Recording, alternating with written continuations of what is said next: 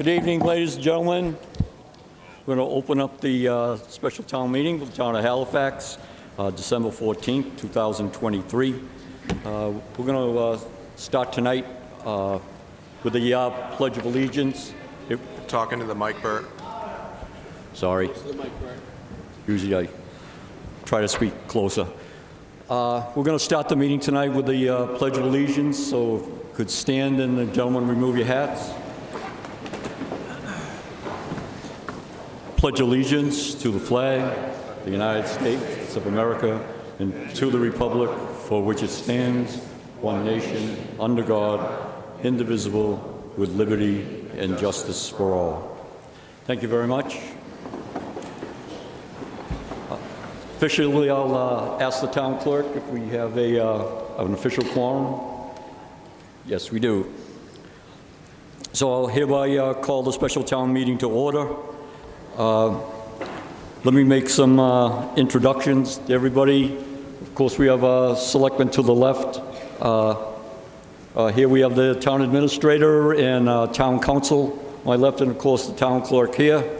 To my right is the finance committee. Okay, let me just run through some things, just some procedures. You know, I'm sure most people are aware of them. But how we run the meeting is if you raise your hand and want to speak to the mic on an issue, or if you have a question, all the questions go through the moderator. I will, again, from that point, find the person to provide the answer to your question, and we'll take it from there. Of course, I know we'll all be respectful of one another as far as opinions and allowing them to speak, and we can start rolling. Of course, same procedures according to our bylaws. We're going to do the articles by lottery, just so you know up front that when articles, multiple articles together involve the same topic, they can be lumped together. So if Article 4, 5, 6, or 7 gets drawn on the lottery, we're going to do them together as a group. And then we'll handle 1, 2, or 3 as it appears in the lottery. Okay, right now I'll entertain a motion to dispense with the reading of the warrant since it's really lengthy. Do I have a motion? Yes, so moved. I have a motion. Do I have a second? Second. I have a motion and a second to waive the, to dispense with the reading of the warrant. I'll ask all those in the audience, all those in favor, please raise your green card.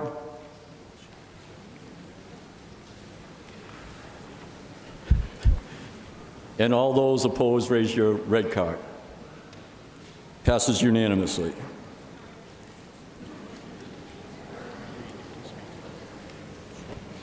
I also have a note here. I'll entertain a motion to dispense with the reading of the constable's return.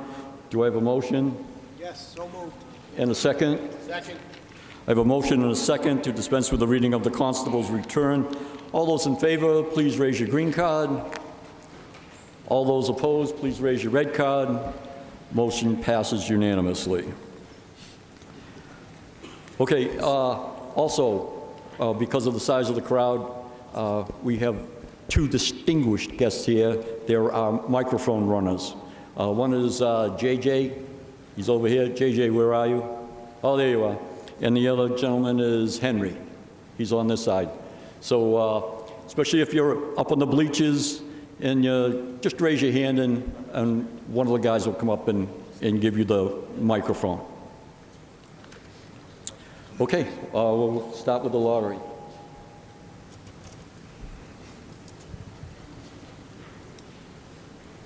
Article 2.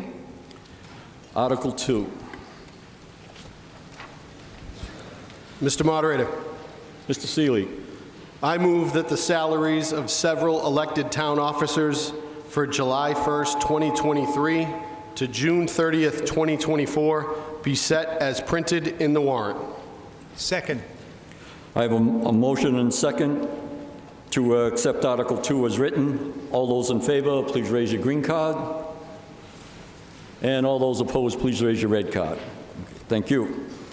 All right, Mr. Seelig, would you like to speak to that? I think we just voted it, right? Or do you want me to speak to it? Okay, works for me. I'll ask the Finance Committee of a recommendation. Finance Committee recommends. And would you have the vote on how they voted for that, please? Was it unanimous or? Was unanimous. Okay, thank you, sir. Okay, seeing no indication of further discussion. Mr. Moderator, could we have an opportunity just to say what this is about? I'm sorry, I couldn't. Can I speak to this, Bert? Yes, I thought okay, yes. Yeah. Mr. Seelig. Sure. So these salaries cover those elected officials in town who are full-time employees. As part of the compensation and classification study that the town did, the proposed salaries would put them in line with the town's compensation plan and create a basis for compensating each of these positions. Okay, thank you, Mr. Seelig. Any questions, any comments? Yes, sir. Please come to the mic. Identify yourself by name and address, please. Gordon Andrews, 244 Elm Street. Where is the money coming from for this? Hold on, I'll see if I can find that answer. Mr. Seelig, would you like to address that? Sure, I'll take a stab. Cody, you can help me if I mess this up here. So in the May town meeting, we set aside $260,000 to handle, we knew we wanted to do this wage and personnel study, so we set that aside to handle wages until the study could be completed. Once that study was completed, we then came back to the special town meeting to basically allocate the money that we set aside in May so that we could get this study done and use that money for the study. How did Yes, I do? sir. Thank you, Mr. Seelig. Mr. Moderator, doesn't that money have to be moved from that article towards these lines?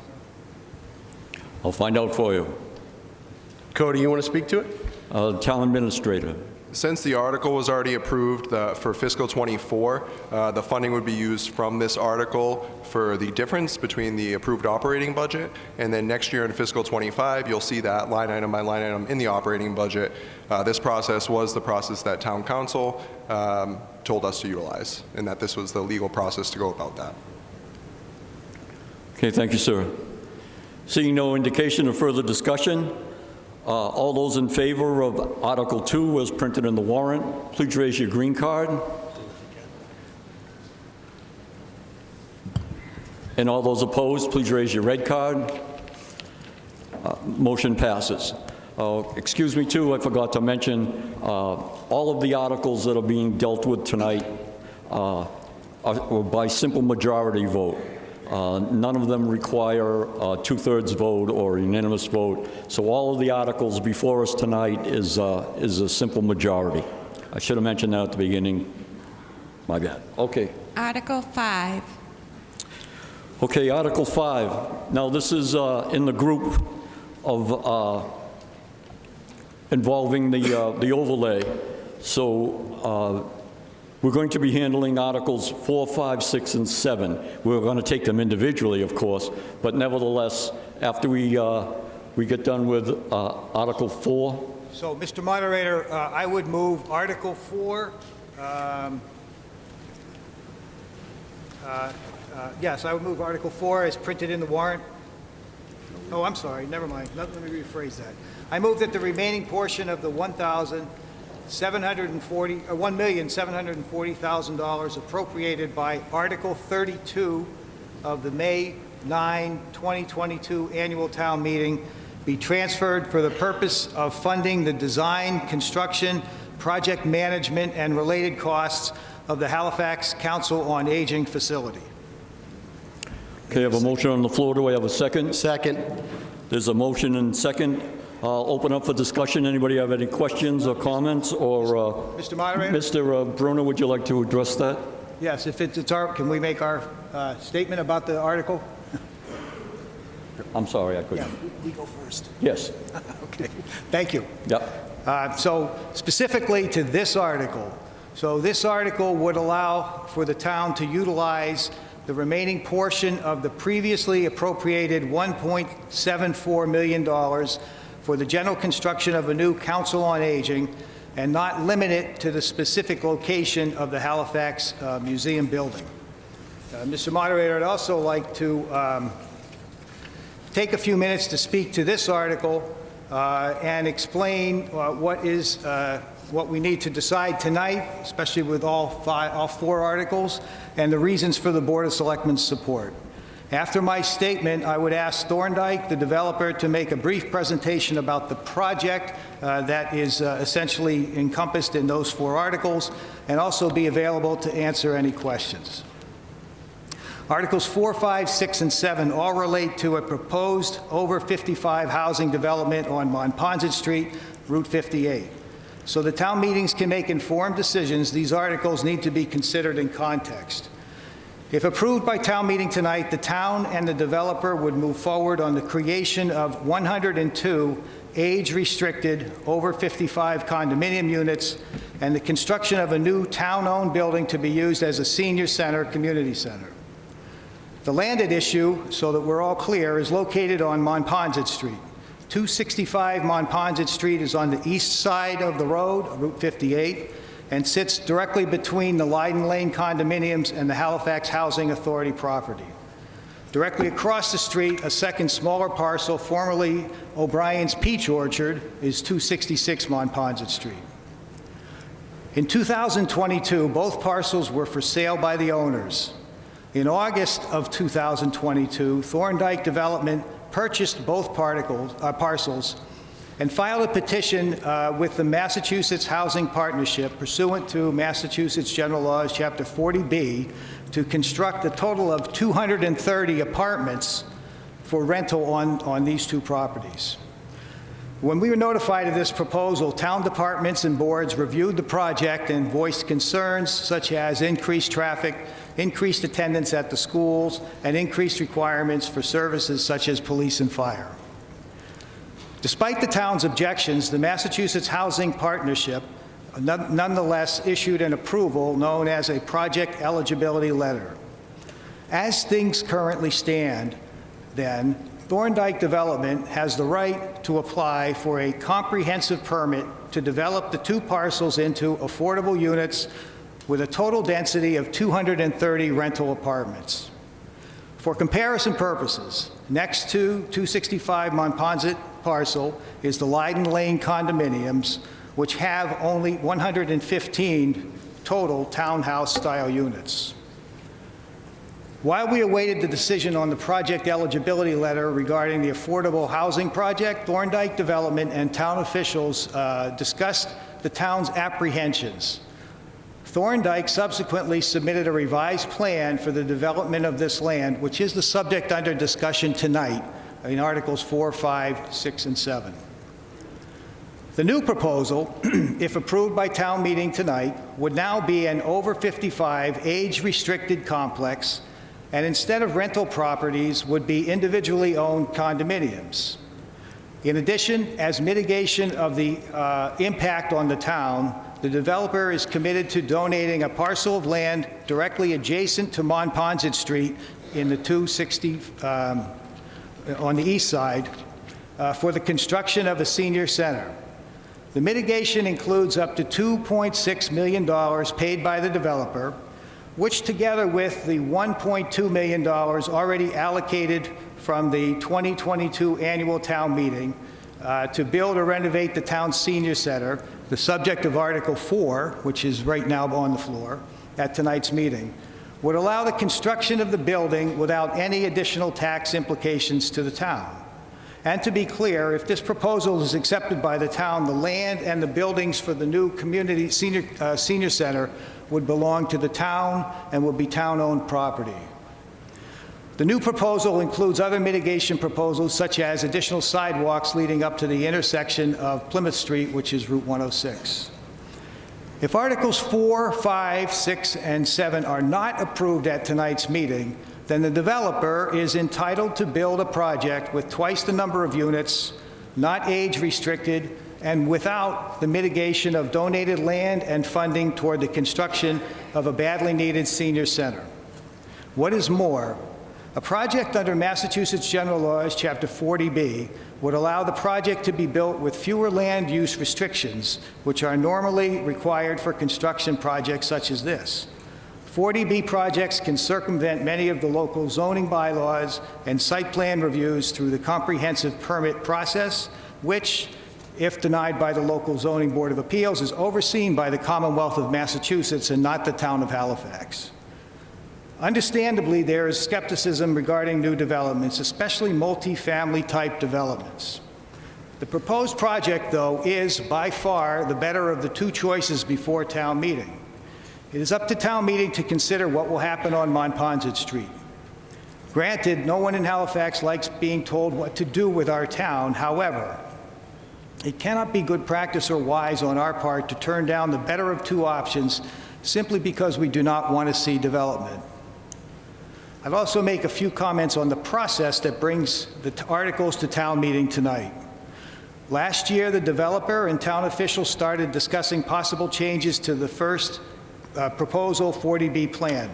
Since that time, there have been numerous public, open meetings and presentations. Presentations have been made several times to the Board of Selectmen, which have all been recorded by Area 58 and available for review on the town's website. Presentations were made to the Zoning Bylaw Review Committee, Finance Committee, and is required for proposed zoning changes, a public hearing was held before the Planning Board. In addition, meetings either held by the developer or by members of the Board of Selectmen have been held with the abutters, the Leiden Lane condominiums. This project has been extensively discussed in public. Suggestions were made either by the public or town boards and committees, and the project has been amended frequently to address town and citizen concerns.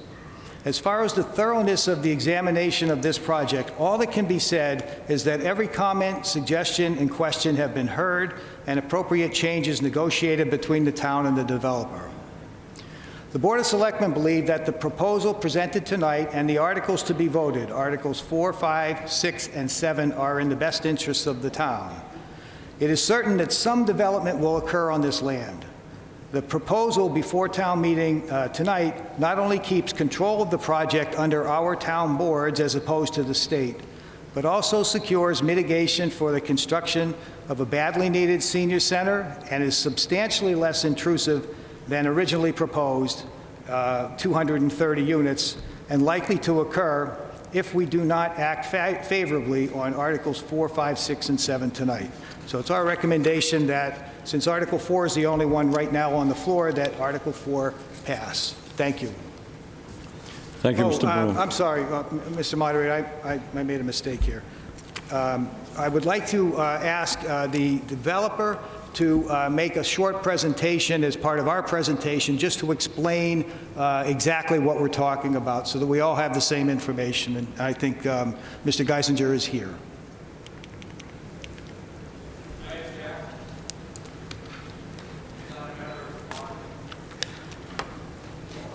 The question or the objection to where the gentleman here is not a resident of the town of Halifax, it is the opinion that bottom line, Mr. Thorndike would be able to provide details of the project that's going to be placed in front of you and provide information to help you make the decision on all of the articles on 4, 5, 6, and 7. So we're going to that's the reasoning we're going to allow him to provide that information to the town. Mr. Thorndike? Thank you, Mr. Moderator. I need...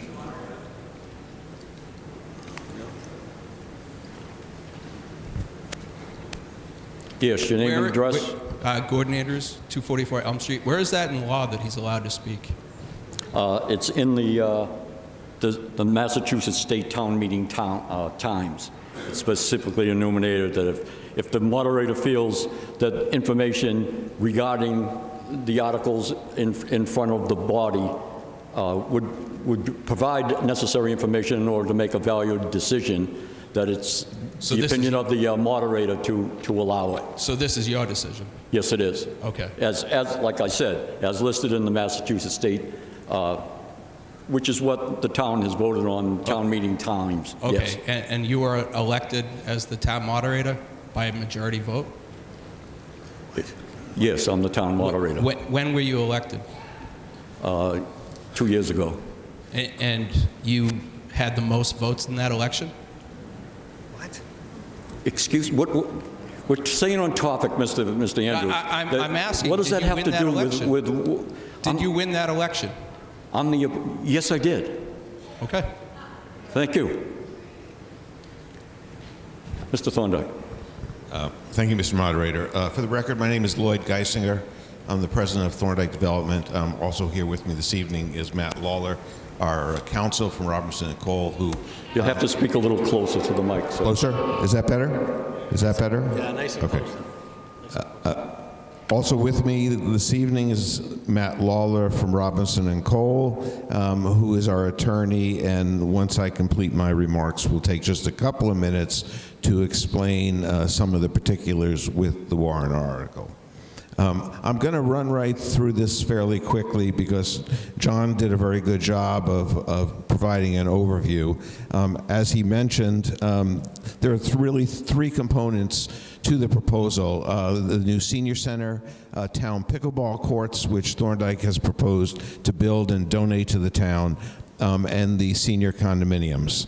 So just to orient people, the roadway that runs in between the two green blobs is Montponset Street. The intersection with Plymouth Street is about 1,000 feet to the left. The way this plan is oriented, that's to the north. 266 Montponset is at the bottom of the screen, and 265 is at the top. The parcel of land, I'm wondering if I get closer, will this... Let me just see if I can do this here. Excuse me 1 second. I just want to see if the pointer... yes, that's a little better. I'll make sure I...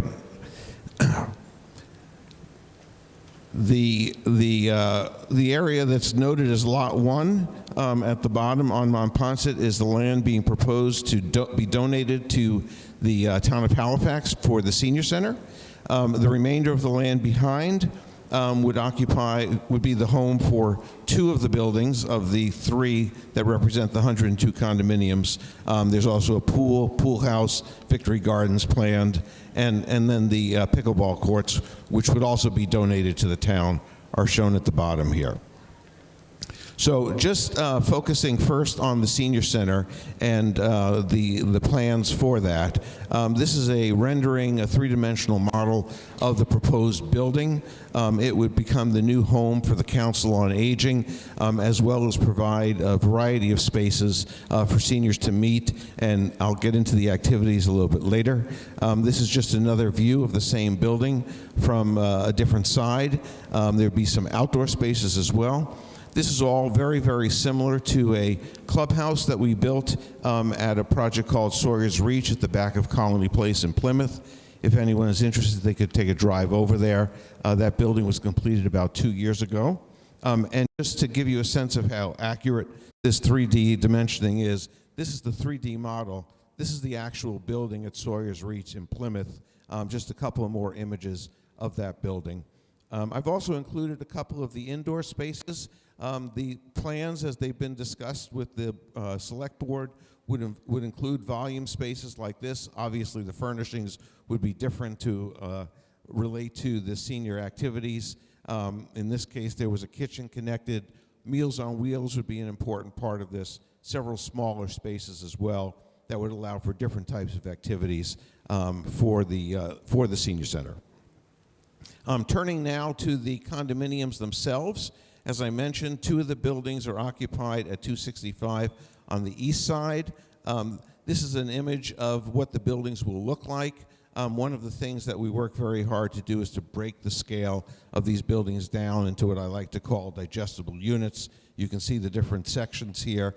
A view of the buildings as well. Again, this is three-dimensional modeling of the specific buildings that are proposed. Just another view here that gives you a better sense of how this will all look. And as I referred to earlier, there would also be a pool and pool house for the benefit of the residents and their guests, and Victory Gardens, which have been incredibly popular at the various senior communities that we've built. These happen to be from Victory Gardens that were built at Red Mill Village in Norton, if you'd like to take a drive over there. This particular over 55 community was named Best in the Nation by the National Association of Home Builders. And then finally, 266 Monpont on the other side of the street. Here to give you a sense of what we're doing, we've taken a little bit different approach. The building on the left is a almost identical size apartment building, but in this case, condominium building that we built in Ashland, Massachusetts about 5 years ago. Much like the building at 266, it would sit fairly close to the street. In the discussions we've had with residents here at some of our meetings, that's been brought up as a concern. So we wanted to show the juxtaposition of the building to the street. And of course, it will sit right next to Shelby Plaza, which, interestingly enough, is not that different in scale between the two properties. And that turns us then to the third part of the proposal, which are the pickleball courts. As I'm sure many of you know, pickleball is the fastest growing sport in America. It's a great fit for our location because it would be an amenity for the residents who purchase condominiums here, but these would be open to everyone in the town of Halifax. These would be built by Thorndike, paid by Thorndike, but donated to the town and become town-owned pickleball courts. So just to wrap up, let me run through very quickly some of the elements of each of the component parts here. With the senior center, well, what's included, as we mentioned, the Council on Aging's new home would be in a portion of the building, counseling on Medicare and Social Security, which they do now, but in an enhanced environment, specialized health initiatives, opportunity for expanded Meals on Wheels, and the social spaces for expanded activities. Finally, we're very excited. We've been working with Bridgewater State University, which has an adult education outreach program, and they are extremely interested in working with Darlene and the Council on Aging to bring adult education opportunities to Halifax through this senior center.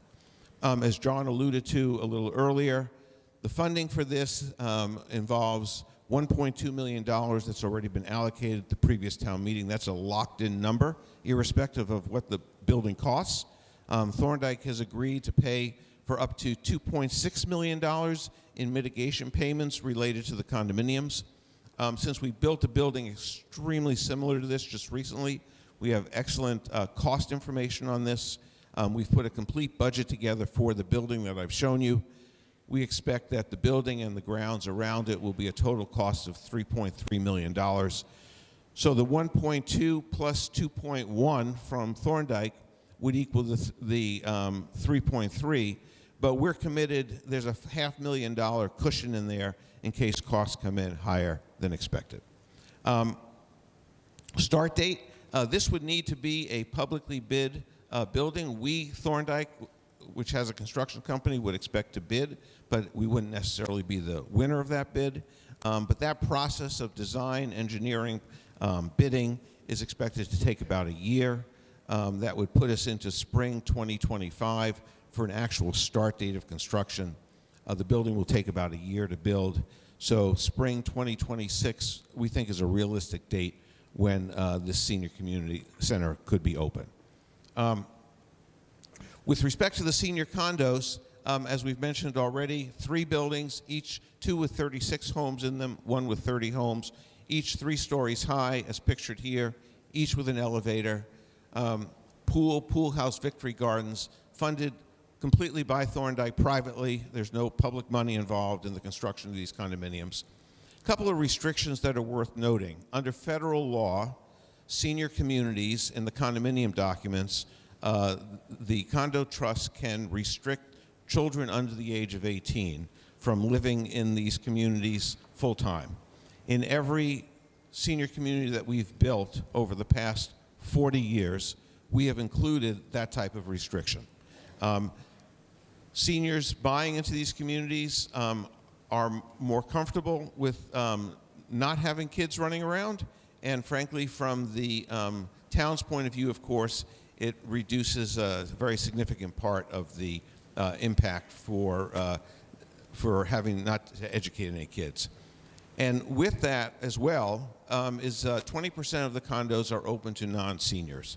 However, and this is very important, as the no children under 18 applies to all of the condominiums.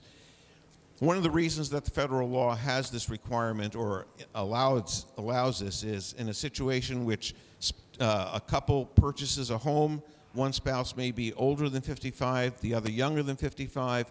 If the older spouse were to pass, if this were not in here, the younger spouse would not be allowed to be permitted to stay in their home.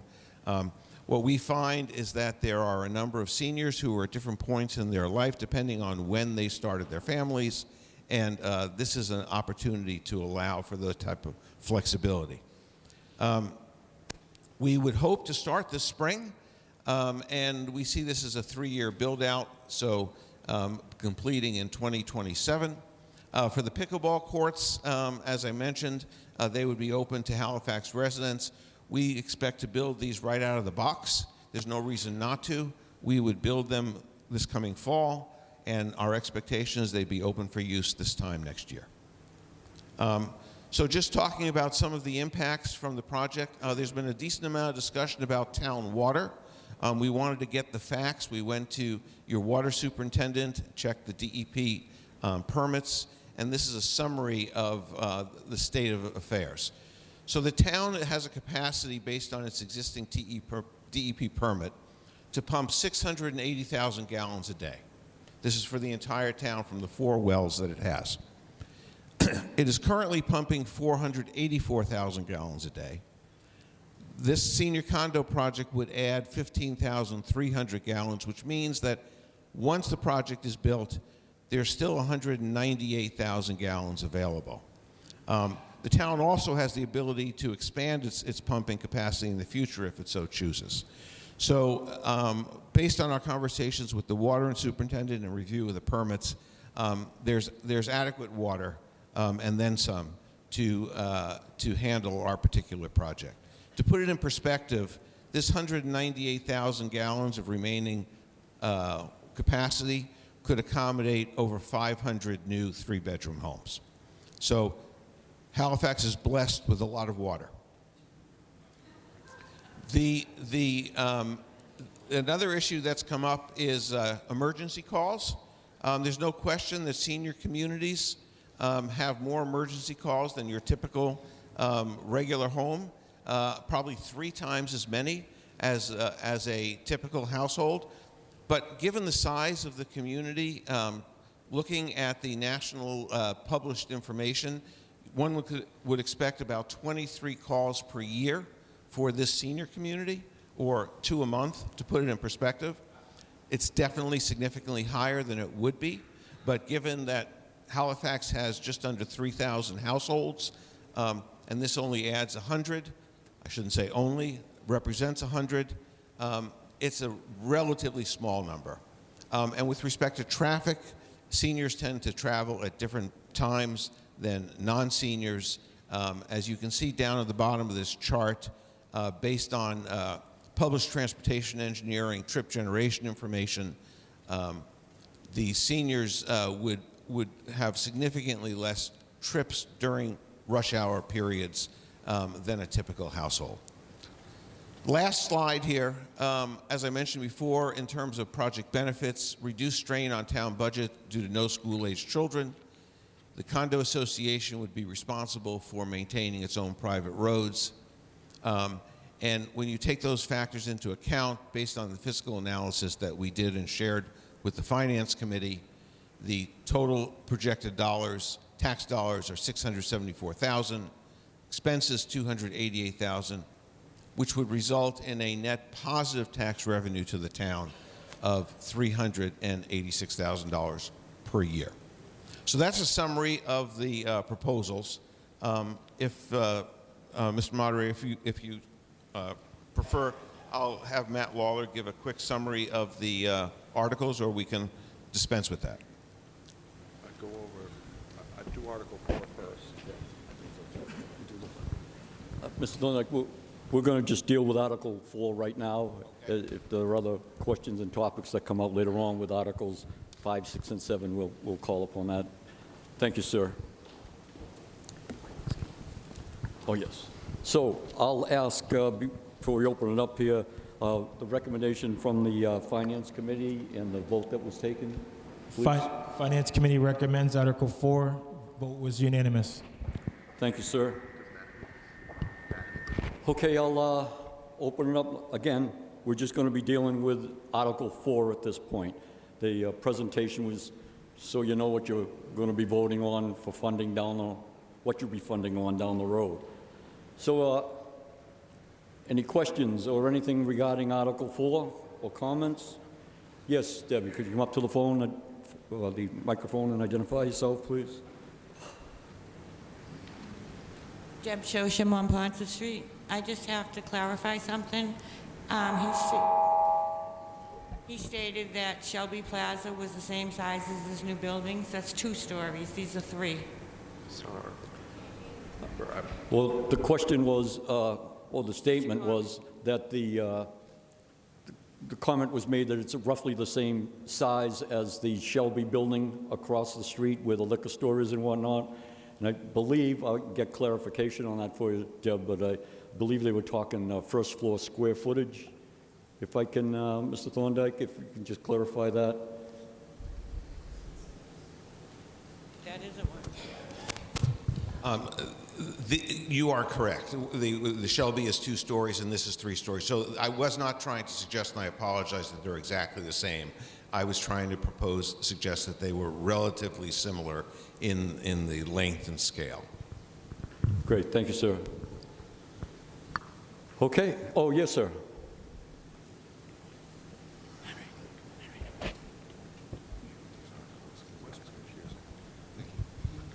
Tom Pratt, 10 Arrowhead Path. I would just, thank you for the presentation. I would just be hesitant to illuminate the fact that Halifax has good town water in any portion of your presentation.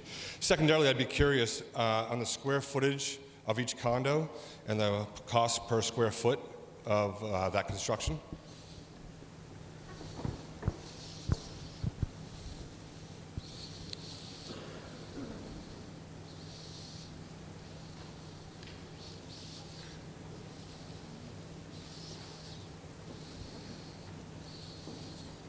All right. Sorry, Mr. Pratt, I had to get some clarification on that. Sure. What we're doing is we're voting on Article 4, which is the funding of the 1.74. No, I understand that, but he brought up the condos, 102. That's right. The rest of those questions will certainly be addressed when we get into the articles of 5, 6, and 7, which specifically involves sizes and whatnot. Thank you, sir. There was a gentleman down here that had, yes, sir. Henry? Good job, Henry. Hi, Keith Berry, 34 Highland Circle. I'm curious what governing body or articles or whatever would enforce the 55-plus community, or is it possible that several years down the road, somebody decides to vote on something and all of a sudden it's just regular housing? Again, sir, it's the same answer to Mr. Pratt and the previous speaker. This just involves the funding, that making it available, specifics in regards to size, water, all the other things that, this was an informational presentation. We will get into that on 5, 6, and 7. Make sure you remind me, raise your hand, and I'll certainly find out answers for you. Mr. Pratt? I can't hear you. Sir, Henry, can you bring him? Thank you. I appreciate what you're saying, but if it wasn't germane to the conversation for Article 4, then he should have gone to the 20-minute presentation on those details if it wasn't pursuant to conversation afterwards. We'll address them, Mr. Pratt. Promise. Okay, seeing no... Yes, sir. Sorry. JJ, could you... Oh, you can go up, yes. Right, He's going up there, He's coming. sorry. Just your name and your address, sir. My name is Paul Ecker. I live on Brandeis Circle, 45 Brandeis Circle.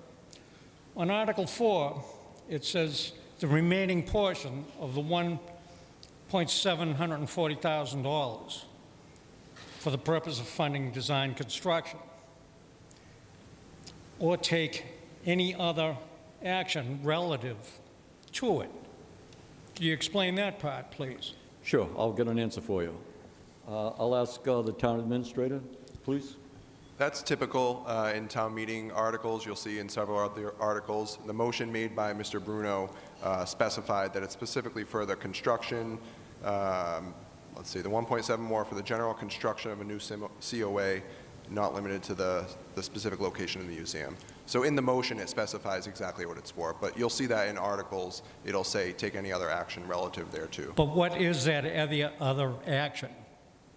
It's just specifically the funding of the design, construction, project management, and related cost of a Halifax Council on Aging facility. Does that mean the taxpayers are going to be on the hook for this? So this money was already appropriated at the spring 2022 annual town meeting, but in that article, it said that the funding had to be utilized for the Halifax Museum, that specific building. Considering that the plans have changed, we need town meeting's authorization to change the use so we can use it just for the general construction of the facility, not at the specific location of the Halifax Museum. But the article says the remaining part of that. So the remaining portion is $1,661,637.74. So who's going to pay the balance of that 1.7? That money's already been appropriated. The taxpayers have already paid that money. I just want to inform you, sir, that the taxes in Halifax are as high as Duxbury.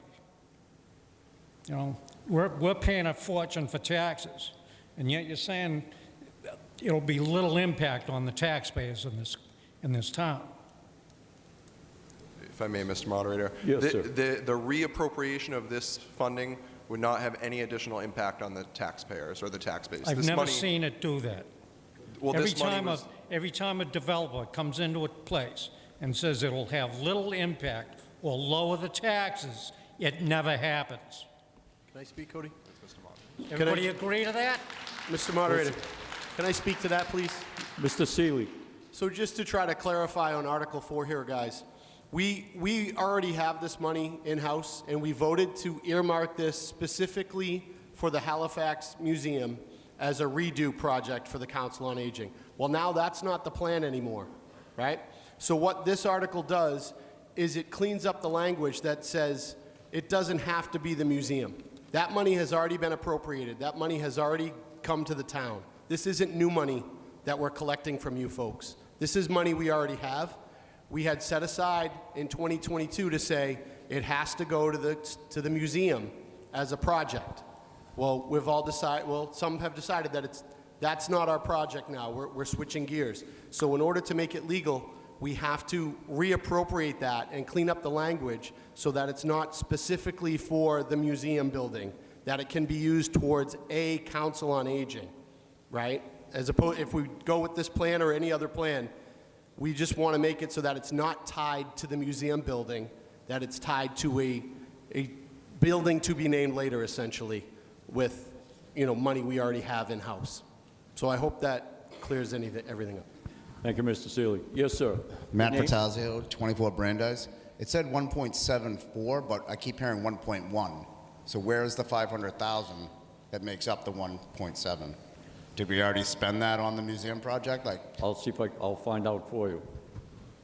So Mr. Haddad. the initial amount that was approved in 2022 was that 1.74 million. That part of that was utilized for the museum building, which the current balance is $1,661,637.74. So we've already spent 500,000 on trying to develop the No. museum? No, we have 1.74 million was allocated. We have a remaining balance of $1,661,637.74. So we've spent less than $100,000. This also, this money was a result of an MSBA reimbursement from the Massachusetts School Building Authority, and the reimbursement was a little bit less than we had anticipated, so it's about $20,000. So we've spent around $60,000. The 1.1 million that you're referencing, that is or it's 1.2 million that is in the proposal from Thorndike, which we'll get to in Article 6. But this is a cushion for us because there may be additional costs for project management. There could be moving costs to move into a new facility. So that's why the motion by Mr. Bruno was for construction, project management, and related cost of building a new facility. Okay, thank you, sir. Yes, sir, your name and address, please. Yep, Don Barrows, 33 Ocean Ave. The decision to vote down this article, is this going to affect 5, 6, and 7? I'll get an answer for you that. The question is, if this article, will it affect 5, 6, and 7? So if we pass this article, we still have to take up 5, 6, and 7. It doesn't address those directly. What this article does is allow that money to be freed up, as Mr. Seelig just explained, from the project that had been discussed in 2022 relating to the museum, moving the Council on Aging to the museum. That project wasn't going to work. The architects came back with prices that were way too high, so we couldn't do it anyway. But what this article does for 5, 6, and 7, if you saw in there, that $1.2 million, which would come out of this account, would go towards the senior center that's projected for Monpont Street, and it would be in addition to the money that would be provided as mitigation from Thorndike Development. So that the whole building would be 3.2, no, They're anticipating 3 point. I guess what I'm asking is, will this be a big delay for the project if we vote no on this article? If we vote no on this article, then we will not have the money available to throw into the building of the senior center. So we could go ahead and try, we could go ahead with the other ones, but it's not going to, it won't happen. It won't happen. So it won't affect any timeline. I guess what I'm trying to say is this is important to say, to vote this in if everything else follows. I'm sorry, say that again? So I'm trying to say that, let's say this is voted down. What happens with the rest, this timeline for the whole project? Because we need that money, right? Otherwise, Yes. Yes. Okay, that's all I need. Thank you. I'm sorry if I wasn't being clear about it. That part of that's Article 6, which we'll talk about, is the agreement, which was discussed a little bit here. But this money would be used for that project. Yes. If we don't have the money, then we can't build the project. Mr. Moderator. Mr. Moderator. Yes, sir. If I could, just one clarification too. To vote yes on Article 4 does not set aside the money towards this project. All it does is it unties it from the museum, right? So whether we want to go forward with this project or not, we would need to untie it from that museum building because that's how we worded it back in 2022. So we could still use it at the museum, we could still use it with another project, but by removing the article from 2022, we're removing that money that's tied to that building. So that's essentially all this article does. 5, 6, and 7 is this project related. Article 4 is its own thing that removes that money from the building. And what we do with that money is the town's decision. Okay, seeing no indication of further discussion, I'll call for a vote on Article 4 as presented in the handout. All those in favor of Article 4, please raise your green card. All those against, opposed, please raise your red card. Motion passes. Mr. Moderator? Okay. Yes, sir. I think in our, as you described, we're taking those in order, so the next article would be Article 5. Yeah, we couldn't hear you, John. I'm sorry. I think as you indicated at the beginning of the meeting, we're taking these in order, so the next article will be Article 5, and I would move Article 5 as printed in the warrant.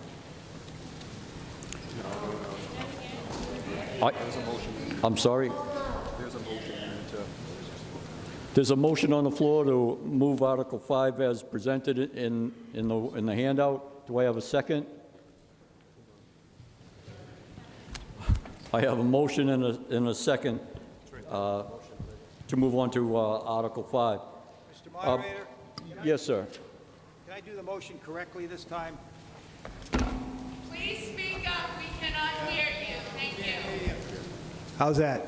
That is All right. better. I move that the Code of the Town of Halifax, Chapter 167-4, zoning enumeration of districts, and the zoning map be amended as printed in the warrant, and that the parcels proposed to be located within the Senior Housing Overlay District be found to comprise one or more eligible locations as defined by General Laws, Chapter 40A, Section 1A, and that the amendments set forth in Article 5 may be passed by a simple majority of vote of town meeting as printed in the warrant.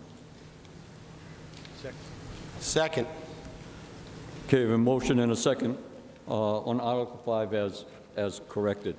To begin with, first of all, I want to make sure, bring everybody up to date. I'd like to ask the chairman of the Zoning Board of Appeals if in fact a public hearing was made regarding the project.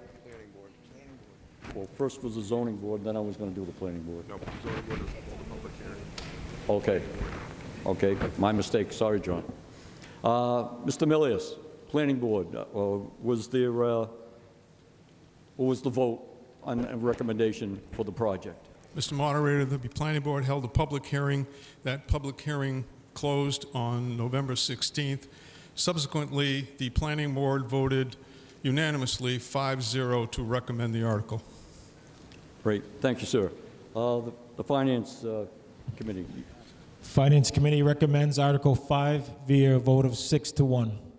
Great, thank you, sir.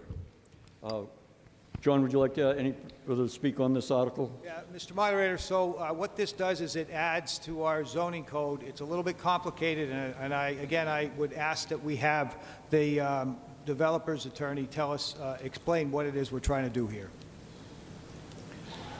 Okay, Mr. Thorndike, can you, or Matt, could you provide any more Mr. detail? Lawler. Mr. Lawler. Oh, sorry. All right, thanks. So can folks hear? Hold on, can you hold on 1 second? I'm sorry.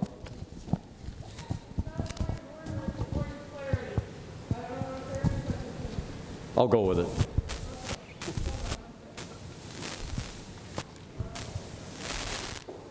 Henry.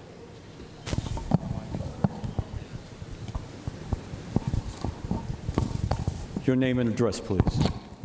Hi, my name is Allison Long. I live on Monpont Street, about not quite half a mile from all of this.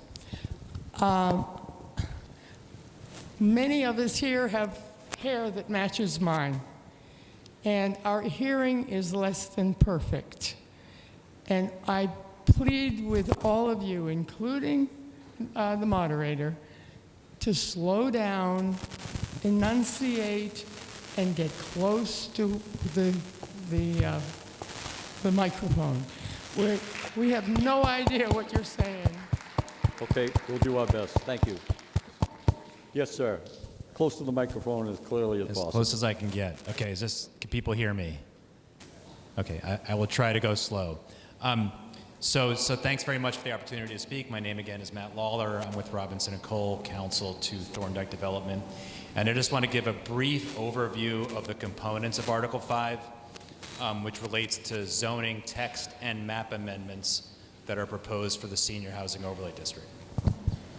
So conceptually, the Senior Housing Overlay is first adopted by Part 1 of Article 5 as a set of regulations that are not specifically mapped anywhere in town, but are available to be mapped when town meeting decides they need to be mapped. When they are mapped, they are put on top of the existing zoning, which then becomes underlying zoning. And that underlying zoning does not go away and is still available as before, but it can be overridden if a project comes forward as a Senior Housing Overlay District project. Okay, so the underlying zoning remains, can be used, but to the extent that there are conflicts between the two, between the overlay and the underlying zoning, the overlay would control, except for certain exceptions that are stated in the bylaw. It's important to note that all aspects, so turning then to the specifics of the way that this is being adopted. So it's a new overlay district. It's within Section 167-4, it's subsection H. That's where districts are enumerated. And that's the text amendment. So part 1 is the text amendment. The next two parts of Article 5 address two map amendments to bring a portion of 265 Monpont Street into the commercial business district, and then to give the overlay designation to that portion of the property. That is about 13.5 acres of that total parcel. Another 12 acres are being reserved pursuant to the development agreement for conservation restriction land. The second map amendment applies the overlay then to 266 Monpont Street, the smaller property across the street from 265. The fourth part of the article, which has been referred to already, effectuates the planning board's finding based on General Laws Chapter 48, Section 1A, that the parcels proposed for the overlay in this instance are eligible locations under General Laws Chapter 48.5, and that the foregoing amendments to the zoning bylaw text and map are therefore able to be adopted by a simple majority vote of town meeting. So that's a key piece of the, that's 1, 2, 3, and 4, the 4 parts of Article 5. So then to recap, the overlay text provisions adopted tonight will only apply if approved to the Monpont Street properties identified in the map amendments. To apply these provisions to any further property in town would require a subsequent proposed map amendment, planning board hearing, sort of the process that this has already gone through, and then a town meeting vote. Okay, so that's the process. So again, the only places in town where this is going to be mapped tonight would be the two properties on Monpont Street. And then finally, to reiterate, because the two locations to be rezoned tonight have been given an overlay designation and been given the overlay designation are eligible locations. Under the State Zoning Act, the amendments are subject to simple majority vote only. Okay. I'm going to end there. Thank you. Thank you, sir. Any other comments from the board or anything? We're all good. I'll open it up. Anybody have any questions or comments? Yes, sir. Yes, please, come up to the mic. Identify yourself and your address, please.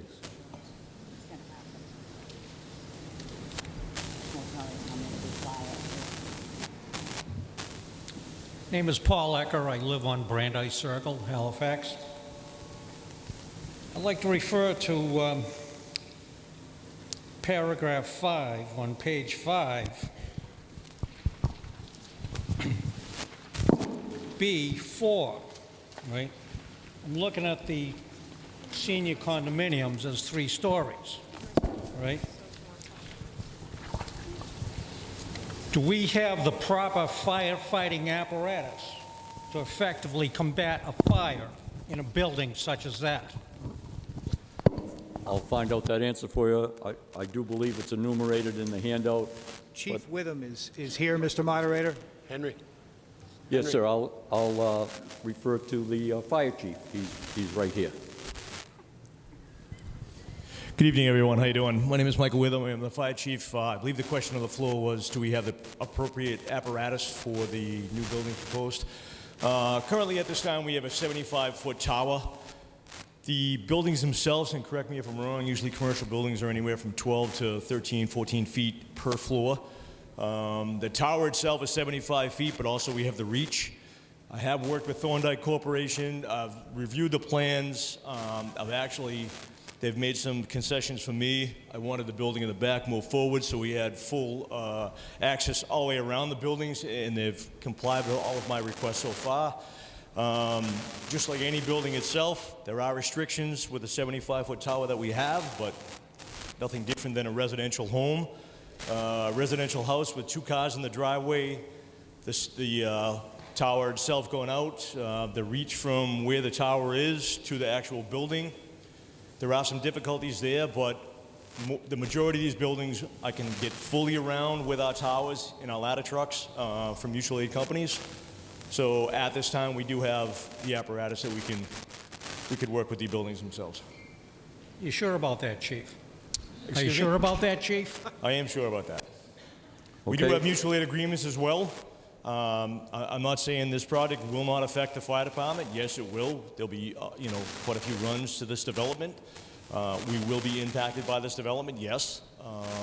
But the current tower that we have in place will reach the majority of the buildings. And the building, when it goes into place, I will have mutual aid agreements on a first alarm assignment for ladder companies to go in. Because I've seen on news reports and everything like this, this is going to be a wooden structure, is that correct? You'd have to refer to them, but yes. Yes? This is a wooden structure. I've seen these buildings go up like blowtorches. If this is a senior housing committee property with seniors living in there, we're not 21 and 22 years old anymore. We move very slow. So the building that you're talking about right now, all of the buildings that I made sure they're sprinkled. So all of the buildings are sprinkled themselves. I've dealt with these type of buildings before in the past. With a Pembroke project that we're involved in, I've been to actual fires in these developments, and the sprinkler system had suppressed the fire before we arrived. I feel confident with the design, proposed design that they have at this time, and it's no different than any other building that would be sprinkled. I notice on that picture there are no fire escapes on these buildings. How do you address that? We have sometimes, excuse me, sir. Sometimes the access to these buildings are blocked by fire.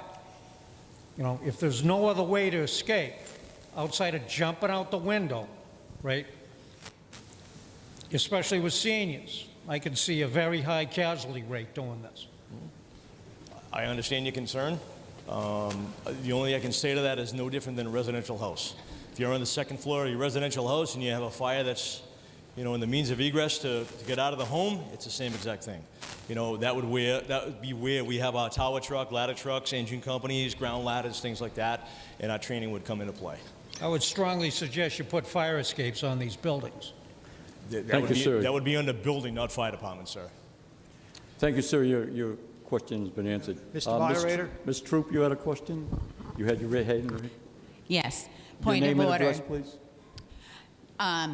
The unanimous vote of the planning board had conditions that were made to it because parts of 16710 that were to do with FEMA and conservation zone were also taken out of this bylaw.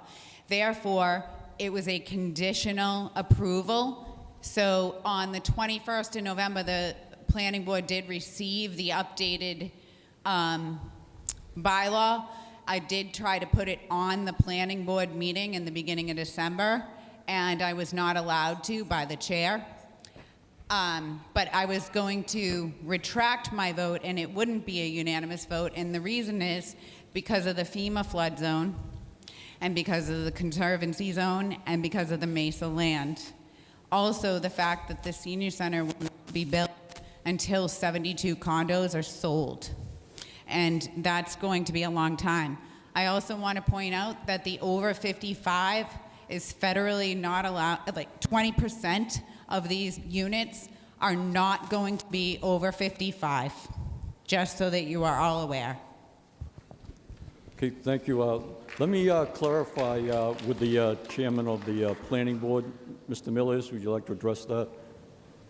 Mr. Moderator, the previous speaker made several attempts to circumvent the rules and regulations to add an agenda item that would have necessitated opening a new hearing and conducting a hearing which would not have left enough time to prepare for this town meeting, not to prepare for it, but to actually have it legally allowed at this town meeting. So the statements weren't exactly accurate, sir. Okay, thank you. Any other comments or questions? Seeing no indication of further discussion, I'll call for a vote on Article 5 as presented in the handout. All those in favor of Article 5, please raise your green card. And all those opposed, please raise your red card. Motion passes. Okay, we'll move on to Article 6. Mr. Moderator. Yes.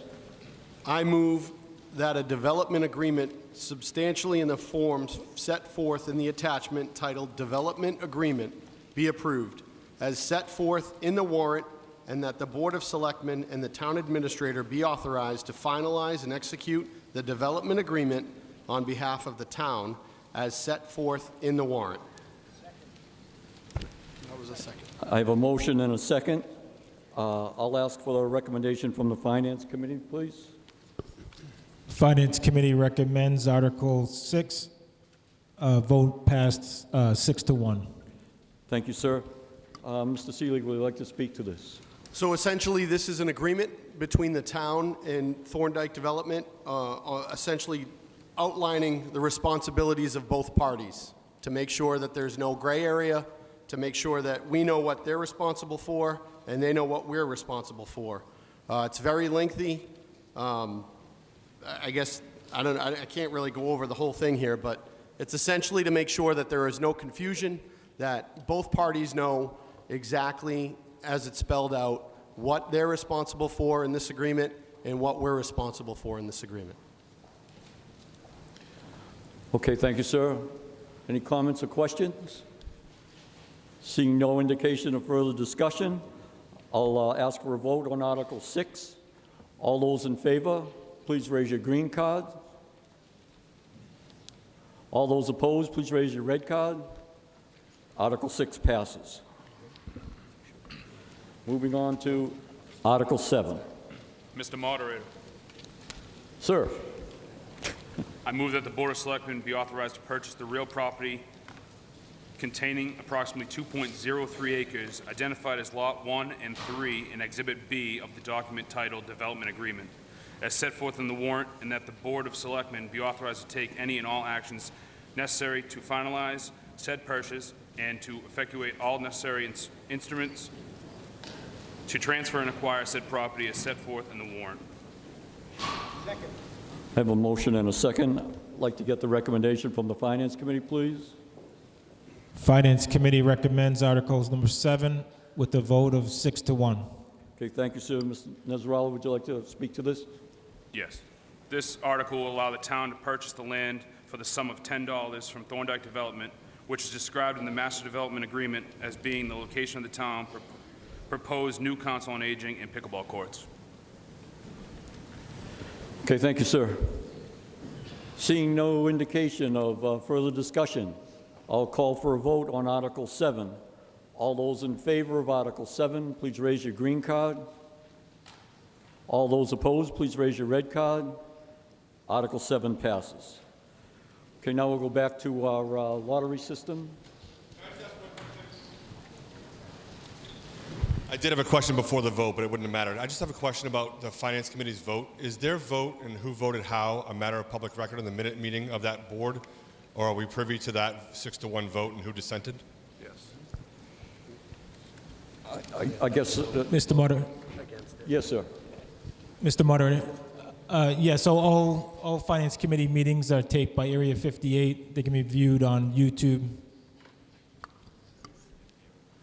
Okay, and the vote was, again, 6-1? The vote was 6-1. Does that clarify that, Mr. Pratt? Okay, thank you. Go ahead. Article 1. Mr. Moderator, Move on to Article 1. he's got to get there first. Mr. Moderator, Yes, sir. I move that the wage and personnel bylaw be amended as printed in the warrant. I have a motion and a second on Article 1. Finance Committee recommendation, please.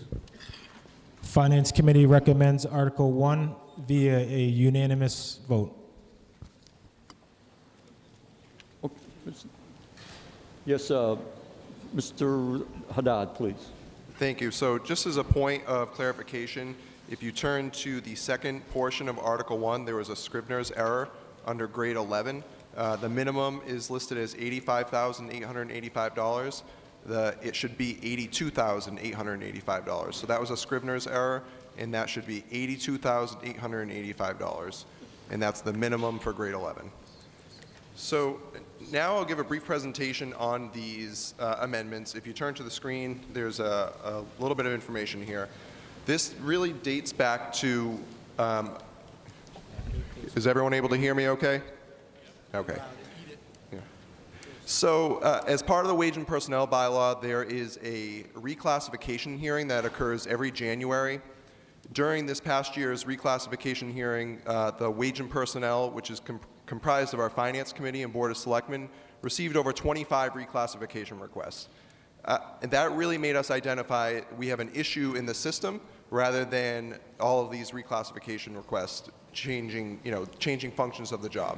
So Wage and Personnel requested that we pursue an outside consultant to conduct a compensation and classification study that would really create an equitable compensation and classification schedule. We applied through the state of Massachusetts Community Compact Cabinet for a grant. We received that grant.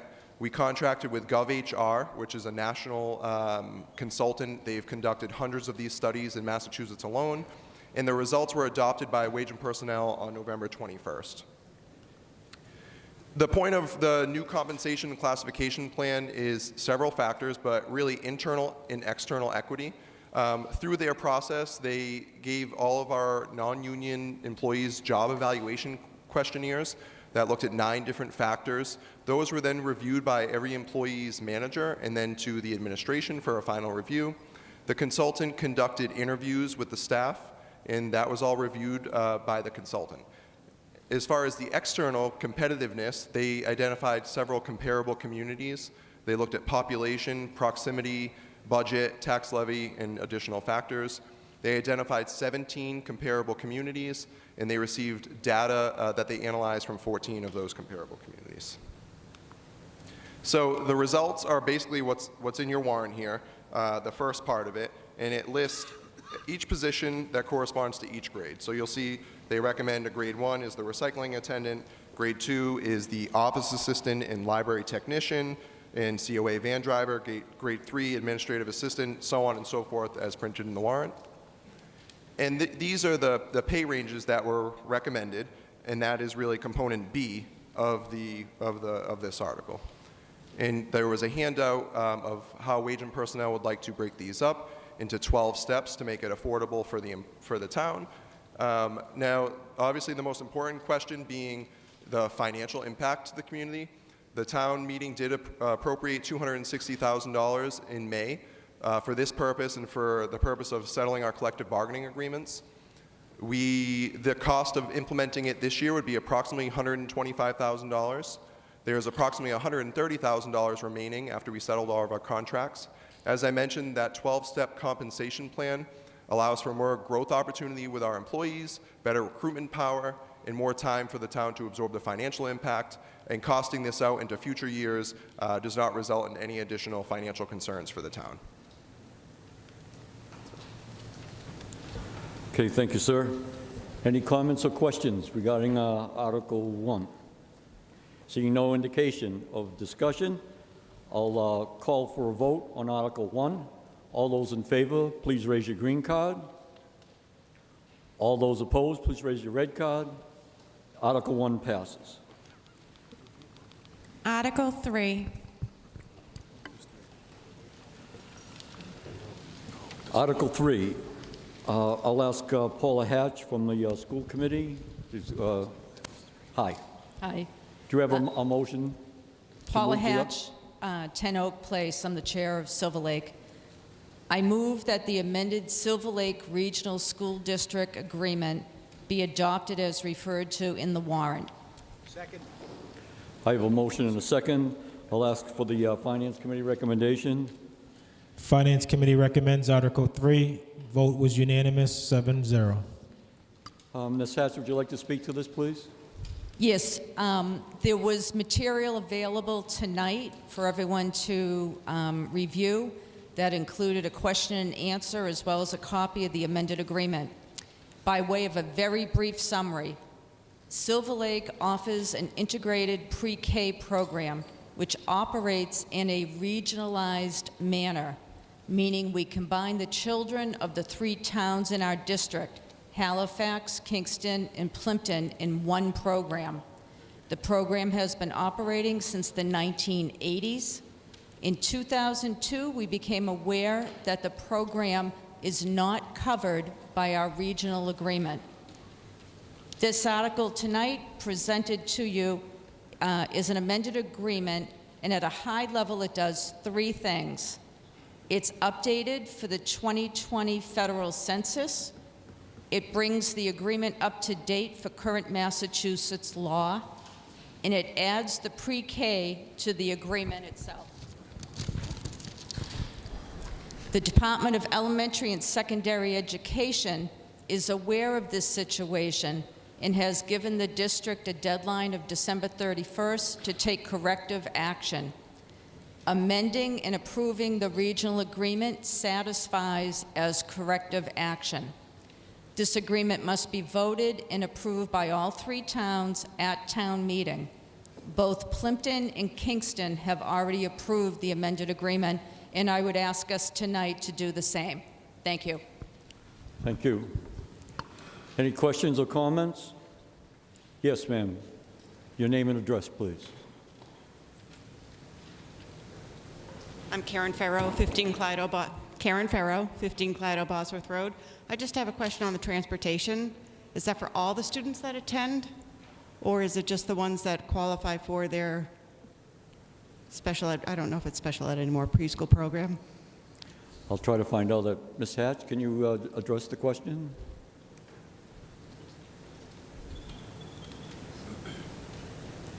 Henry? Hi, I'm Christine Haley, 70 Ridge Road, and I'm the Director of Business. Speak close to the mic. I'm Christine Haley, Director of Business Services at Silver Lake, and I also live in Halifax on 70 Ridge Road. All right, so the question was about transportation. Yes. What would be included is the transportation for students that have it as part of their education plan. Does that answer your question? Okay, thank you. Any other questions or comments? Seeing no indication of further discussion, I'll call for a vote on Article 3. All those in favor, please raise your green card. All those opposed, please raise your red card. Motion passes. And last but not least. Mr. Moderator, That was it? We did them all. I think that's it, right? I thought we had one more. I would move that this town meeting be dissolved. Second. I have a motion and a second. All those in favor of adjourning the meeting, please raise your green card. All those opposed, please raise your red card. Have a good night. Thank you so very much.